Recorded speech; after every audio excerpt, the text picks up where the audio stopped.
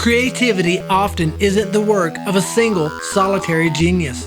In fact, it's usually when a set of diverse perspectives come together that we're able to see new possibilities for solving problems.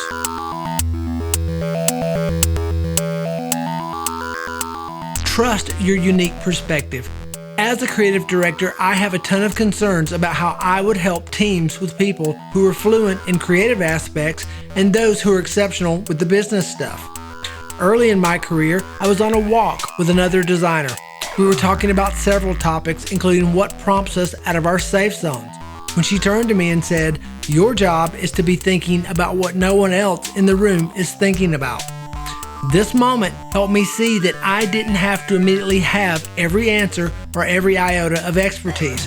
I just needed to be using my lens on the world to make our collective design process richer. I often tout the strengths of cross-functional team structure, and I am a true believer in that element of creative work. Unlocking my creative process has been so much about believing in the value of what I bring to the table and understanding its unique contribution to what we are all building together. It's a process, and it takes some time to structure and some structure to bring to life. And we have to schedule time for our own creativity. I'm a huge proponent of structuring my days to organize my schedule to carve out large blocks of time for doing deep design work of my own. Each week, I look at my schedule and I set aside time for personal exploration and design time. I decline any meetings or calls during this time. This allows me to get to a deeper level of work that only a non-distracted state can achieve. You have to commit to this, because even a short meeting scheduled in the middle of the day is enough to disrupt or demotivate deep craft and thinking work. In order to maintain my own personal craft alongside other work responsibilities, I've found it effective to put similar calendar blocks on my calendar and to completely disconnect from email, phone, and internet during these times. This focus also takes discipline, but with practice, it can really lead to better work and growth as a designer. The next thing is that you have to disconnect from your ego. I am an executor. I like to get shit done, and I like to have an impact. That's how I think many of my friends, family, and colleagues would categorize me, and I tend to agree. When I was younger, my creativity was all about having the best idea, and having the best idea meant it was a feasible, viable, and could have an impact right away. I learned quickly there was more to this than I was looking at. I was wrong in a way. And instead of trying to show my competency through my idea, I had to come to terms that a great idea is born from lots of ideas. And the best idea is not always the most realistic or easy to implement. The fun and crazy ideas can be just as good to drive yourself and teams to think more creatively. Something so simple had just never occurred to me. I realized that I was attaching my ego to my work. I was putting my inputs and my competency on the line in ways that I didn't fully understand. But no one else was looking at it with that lens. I realized the diversity of ideas that led to so many possibilities was creativity. That also helped me feel more excited and more comfortable in brainstorming sessions because I was walking in with an open mind rather than a ready to prove my point attitude. It has changed my approach to the work, my approach to how I design programs, and my approach to collaboration. This brings us to another important topic, that we have to stop and smell the roses. My mom has always told me to take the time to smell the roses. It wasn't until a few years ago that I realized how lucky I was to have a parent who taught me at a young age that it wasn't always about getting to the end of the race first. Enjoying the journey could be just as important. Smelling the roses has taught me to pause and take in my surroundings, being inspired by the seemingly mundane artifacts that I might otherwise have missed. Curiously shaped gum stuck on the sidewalk, fine wood grain patterns in furniture, and the intriguing strangers I pass on the streets each day. Each of these elicits ideas for new stories, inventions, or adventures. If I ever feel stuck or need inspiration, I know I just have to pause and take a look around me. You have to also make your work visual. The best creative advice I ever received or could give is to put your ideas, work, and concepts up and out there. Share them with others on your team and in your groups. This is one way of meeting the challenge of working with designers of other disciplines and providing the fuel and feedback for your efforts. You also have to make your work and process visible to the rest of the team to make ideas and concepts more transparent and spark curiosity and start new conversations. I often create a variety of hand-sketched data and visuals and make them a prominent part of the project space to serve as a catalyst for brainstorming and discussion. Sharing my sketches and a variety of designers from a broad spectrum of disciplines makes the work more transparent and helps us all establish a common language on a given project. We all will have a moment where the ideas just don't flow.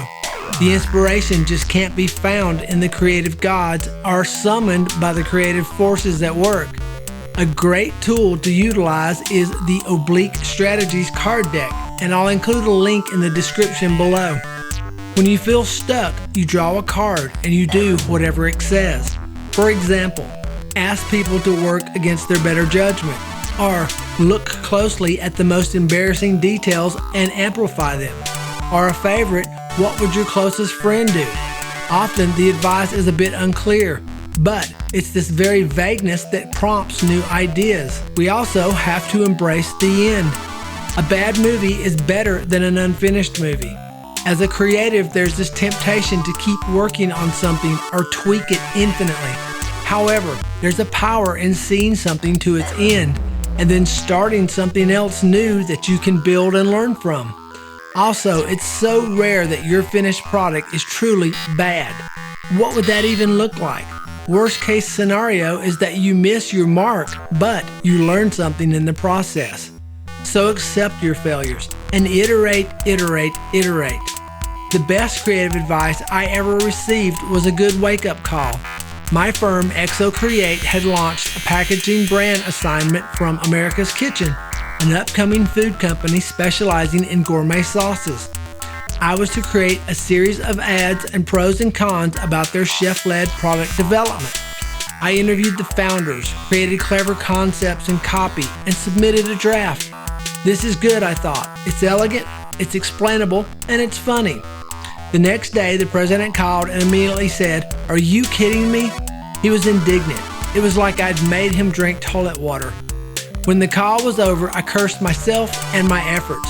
I had failed, and he had dropped a grenade in my lap so that I would suffer no illusions that my work needed anything less than a good and brutal pulverizer.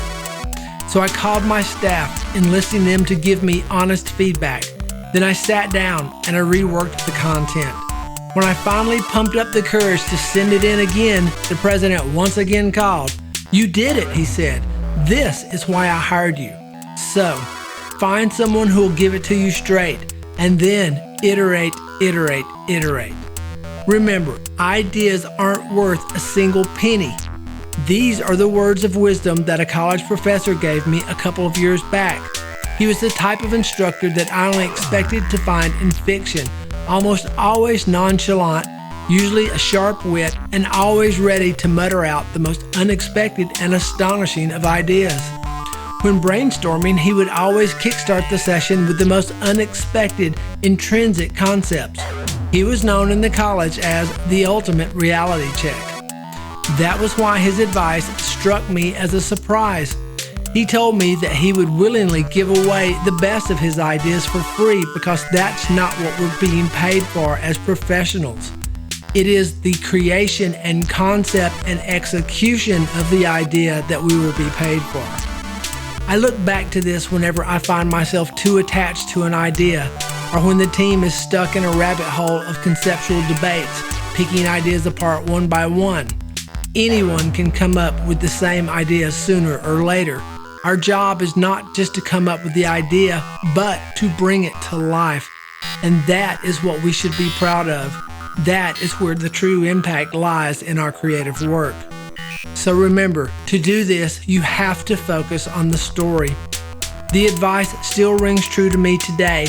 And on the path to becoming a designer, it is never to lose focus of the story you want to tell. Every single experience, physical thing, or digital product you create is based on a sequence of decisions you make during the design process. It's essential that every decision has a purpose. That's how you get the most potential out of your creativity and your design. You also have to invite others to the party. Several years ago, I encountered the lead product developer for Adobe. I was introducing a new Adobe product at the Macworld convention in San Francisco. She was the lead team manager, so I got to spend a few minutes alone with her backstage, and one of the things that she said to this day has struck with me ever since. When you are working with creative people, Jim, you don't tell them what to do, you invite them to the party. I have used this advice many times, including right now. So, invest in yourself and your teams, and then invite them all to join the party and manifest the magic your minds have manifested. As always, J3.